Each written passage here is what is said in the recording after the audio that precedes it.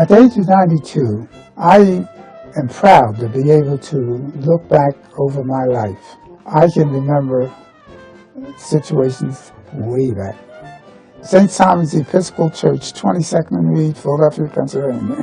My troop was 181. My scoutmaster was Mr. Morgan, and he was present all the time, encouraged us whatever activity we wanted to go into as far as scouting was concerned. I achieved my Eagle Scout in 1927. I was proud to wear a Boy Scout uniform because just being part of that organization meant so much to me.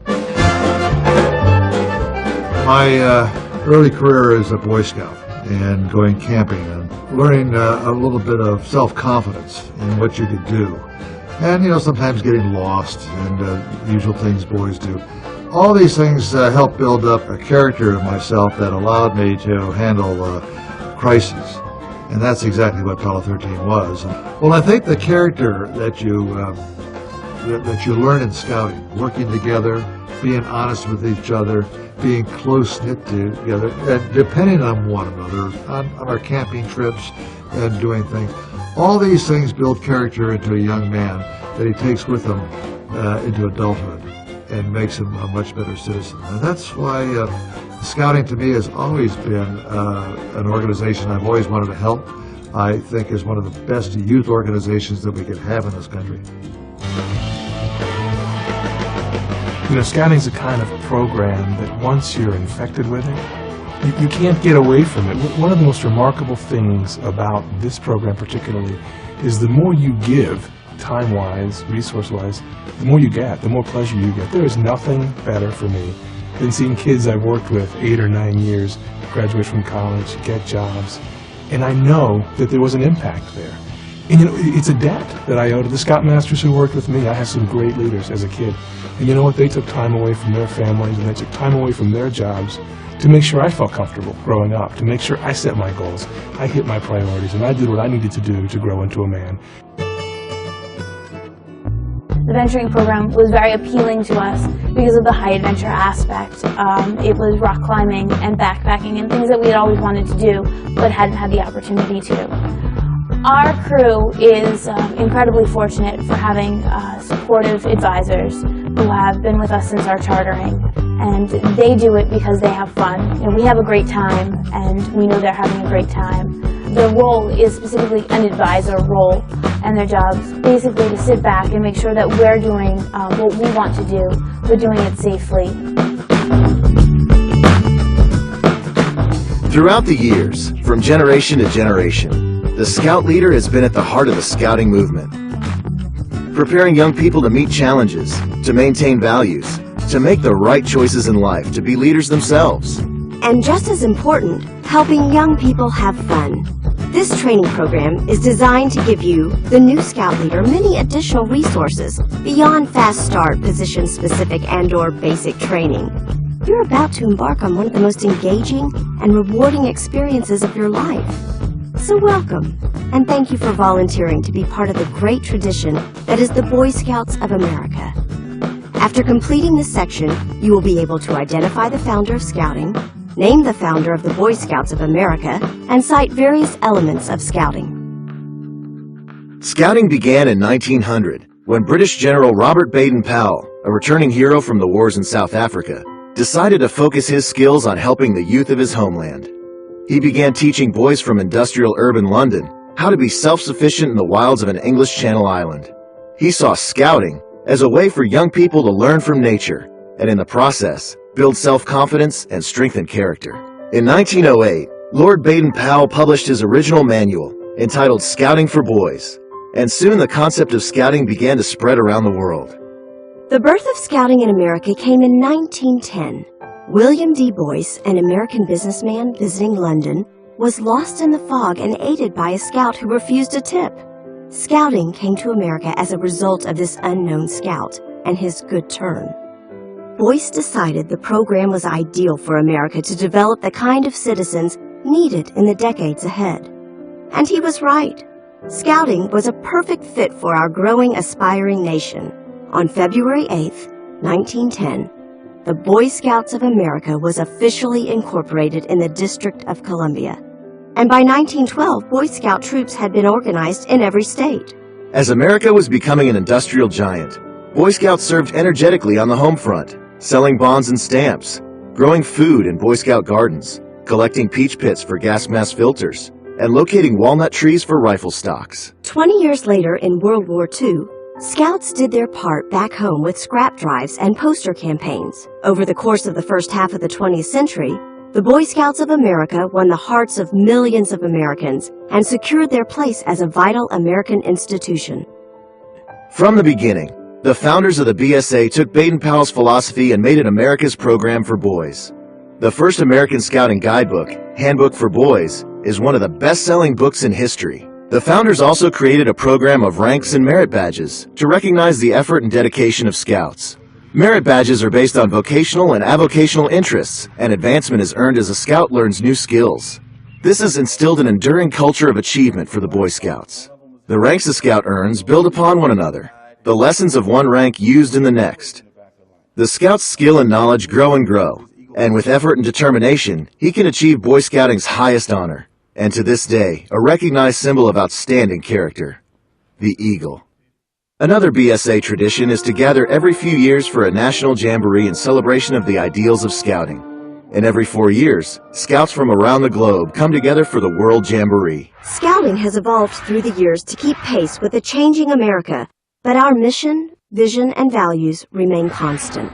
The mission of the Boy Scouts of America is to prepare young people to make ethical and moral choices over their lifetimes by instilling in them the values of the Scout Oath and Scout Law.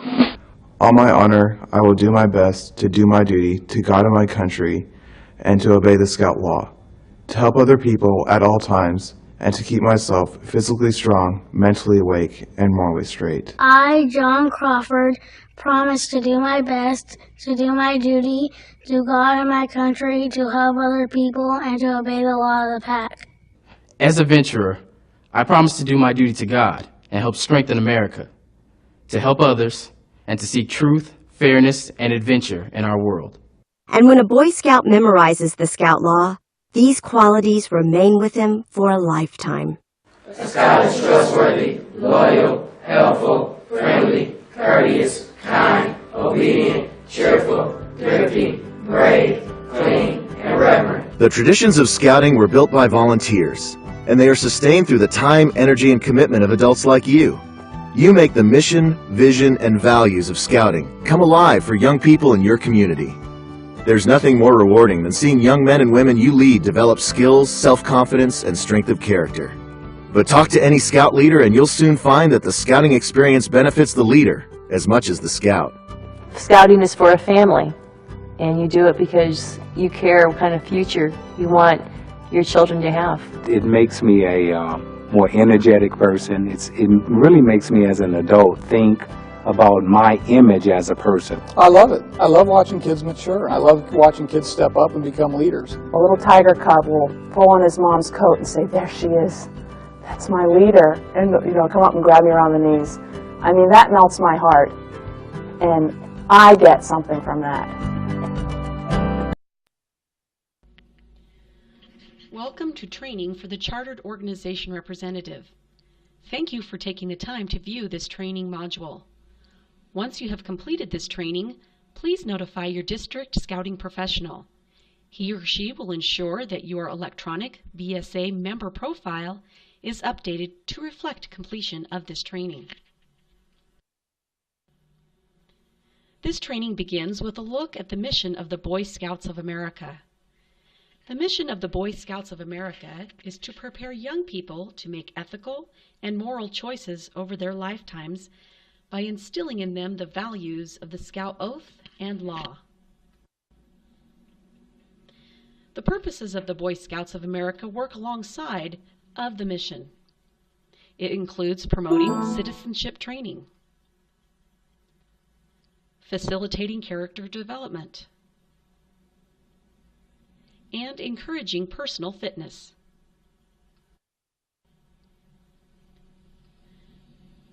The organization of the Boy Scouts of America begins with the boy. The boy is the main reason the rest of the organization exists.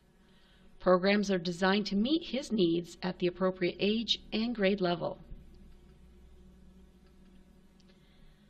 Adult volunteers work at all levels of scouting. They may be a scoutmaster, a district committee member, or national president. Working with volunteers is a group of professionals. Professionals are there to support the volunteers' work.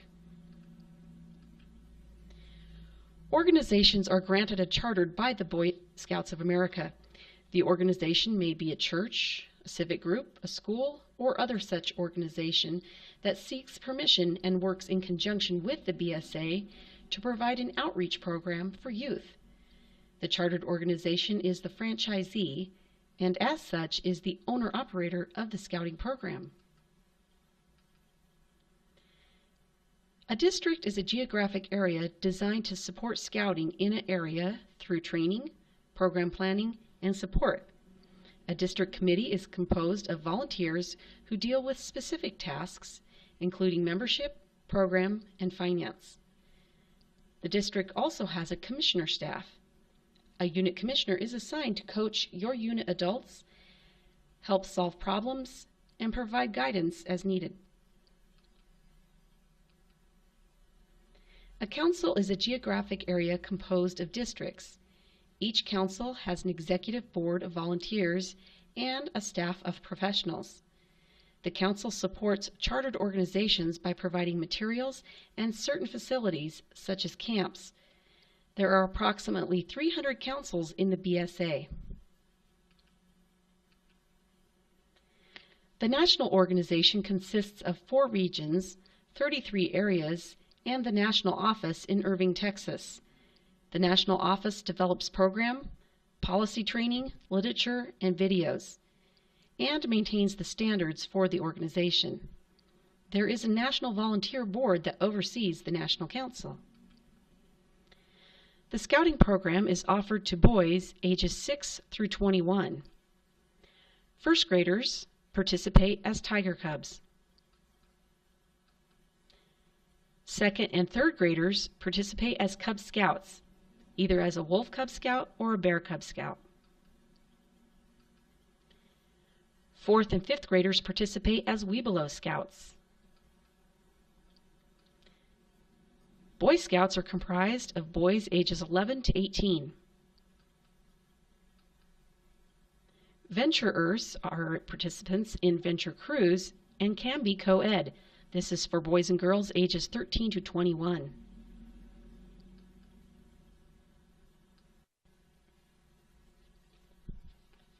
The chartered concept. There are 2 types of charters. There are local councils and local organizations. Charters are granted to the local council for 2 primary purposes.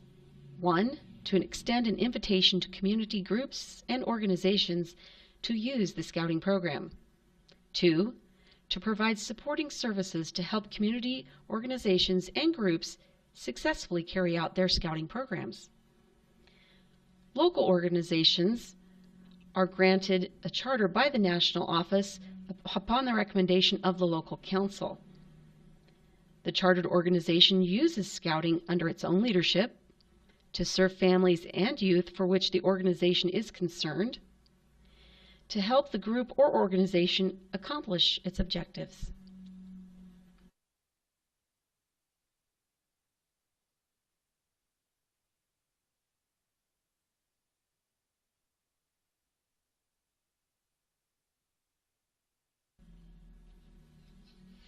There are responsibilities for each type of charter.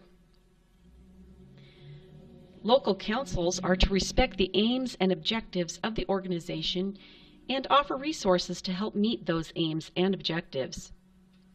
Provide year-round training, service, and support to the organization and units. Provide training and support for the chartered organization representative as the primary communication link. Provide techniques and methods for selecting quality unit leaders and ensuring those selected meet BSA leadership standards. Provide primary general liability insurance. Provide camping facilities, service centers, and a full-time professional staff to assist the organization in every possible way. Local organizations are to conduct scouting in accordance with its own policies and guidelines, as well as those of the BSA. Include scouting as a part of its overall program for youth and families. Appoint a chartered organization representative. Select unit committee members and leadership. Provide a meeting location. Encourage units to participate in outdoor experiences.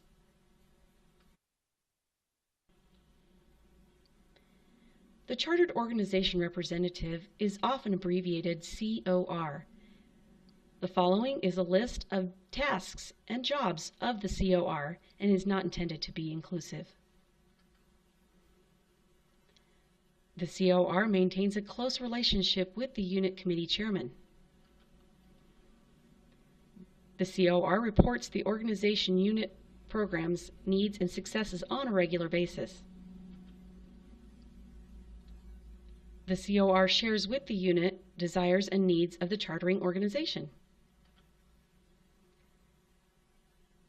The COR serves as a liaison between the charter organization and the local council. The following diagram illustrates this. Think of a three-legged stool. The legs represent the unit, the chartered organization, and the Boy Scout Council and its districts. The COR is the piece that makes the stool work.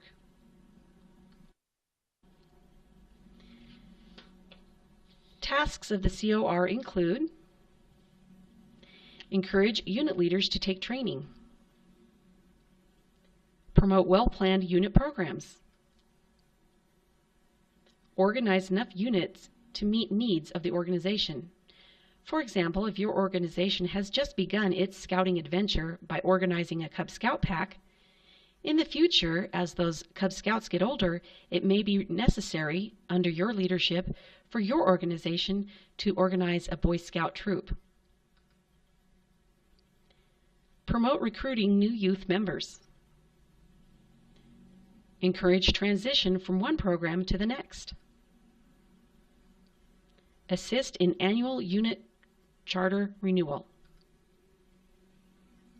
Suggest good turns that benefit your organization and its community.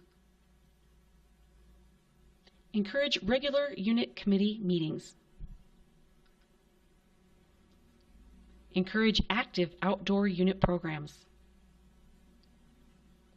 Promote earning advancement, including religious awards and recognition of leaders. Approve unit finance policies. Represent your organization to the district and council.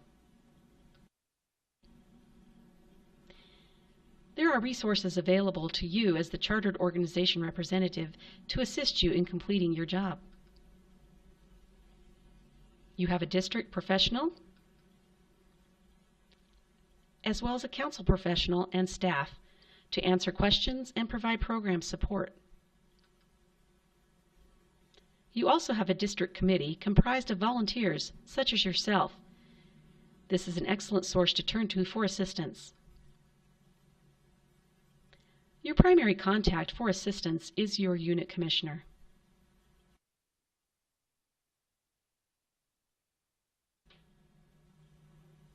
One of the tasks of the chartered organization representative is to select unit leadership. What follows is a suggested process. It may require modification to meet your organization's needs. The head of the organization or chartered organization representative appoints a selection committee. In the case of an existing unit, the unit committee is the logical starting place. However, parents and others may be invited to participate in the process.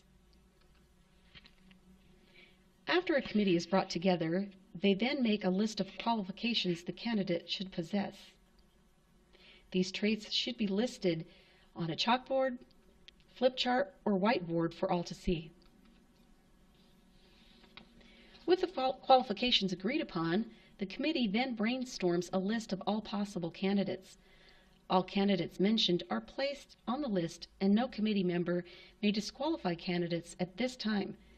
With a candidate list developed, the committee then numerically prioritizes the list.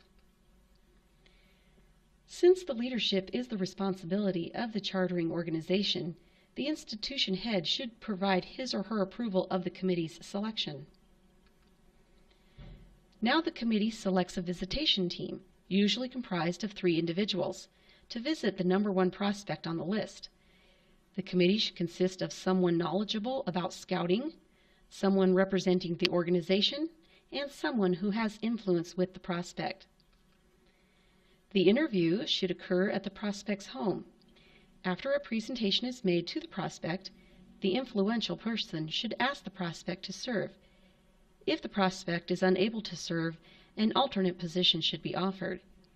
If the number 1 prospect has declined, the number 2 prospect becomes the top prospect, and the process begins again with approval of the institution head. Once the prospect has said yes, 3 things need to occur. First, the application process must be completed. The applicant must take youth protection training. The applicant must also fill out the adult application, which requires the applicant's signature, the chartered organization representative's signature, the committee chairperson's signature, and the scouting professional's signature. The applicant must also sign the authorization form granting permission to the BSA to conduct a criminal background check. Once the application is received by the council office, the criminal background check will be conducted. Upon clearing the criminal background check, the applicant will be approved for membership into the BSA and for service. As soon as the applicant has completed the application process, he or she should be presented to the group.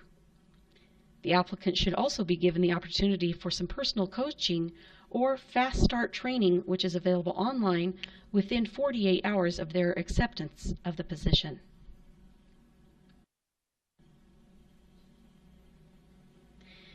There are other opportunities for you to enhance your scouting experience as a chartered organization representative. As a chartered organization representative, you are also a member of the district committee. Your committee will meet once a month. Your local council will offer training, usually once a year. This training will enhance your knowledge of scouting and scouting procedures as well as leadership. Your district will host a monthly roundtable meeting. Also a great opportunity for training, but also offers an opportunity for scouting volunteers within the district to communicate about the scouting program and any needs the units may have. The Philmont Training Center offers a variety of courses to enhance your scouting experience. Wood Badge is a leadership training experience offered typically at the council level, usually every 2 years. Online training is available at myscouting.org.